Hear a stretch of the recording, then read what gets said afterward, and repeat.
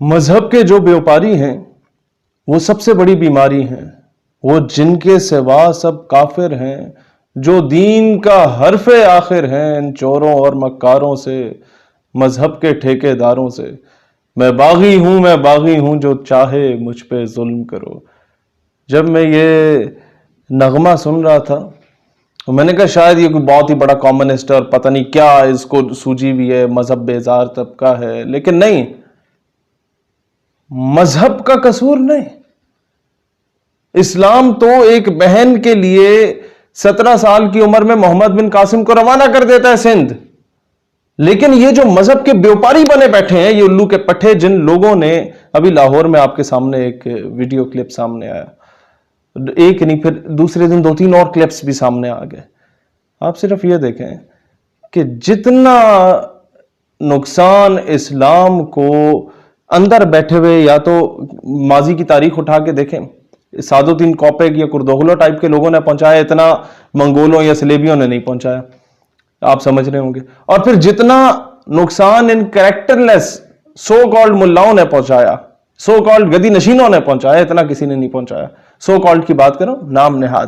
جو لبادہ اوڑھ کے اور پھر اپنے آپ کو اس سانچے میں ڈھال کے کہ کوئی ان سے سوال نہ کر سکے، نہیں یار خیر مولوی صاحب ہے، کوئی مسئلہ نہیں۔ بھئی کیوں کوئی مسئلہ نہیں؟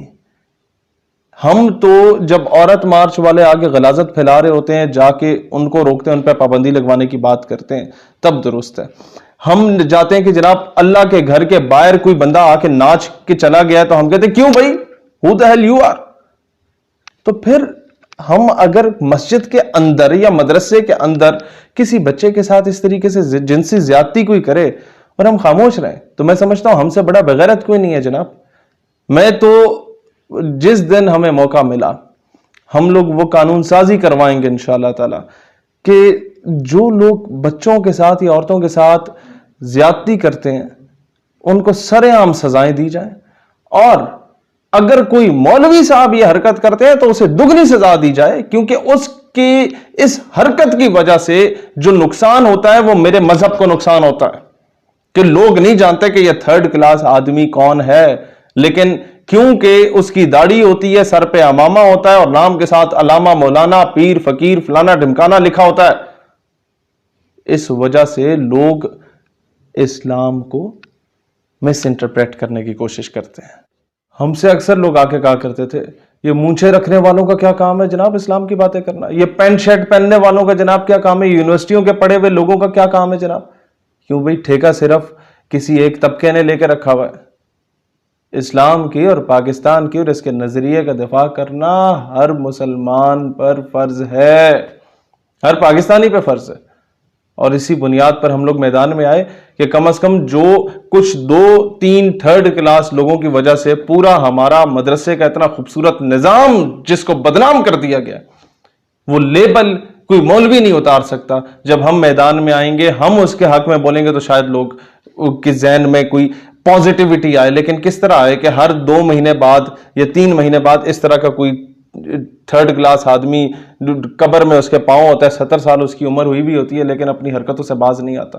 لہٰذا ایسے لوگوں کے خلاف میں کہتا ہوں علماء کو مین سٹریم میں آنا ہوگا، وہ متفقہ طور پہ فتویٰ دیں مولوی صاحبان کہ جناب اس طرح کی حرکت جو کرتے ہیں اس کو یہ سزا دی جائے، کم از کم دنیا سمجھے کہ آپ خاموش رہ کے اس کو اون نہیں کر رہے، دنیا سمجھے کہ آپ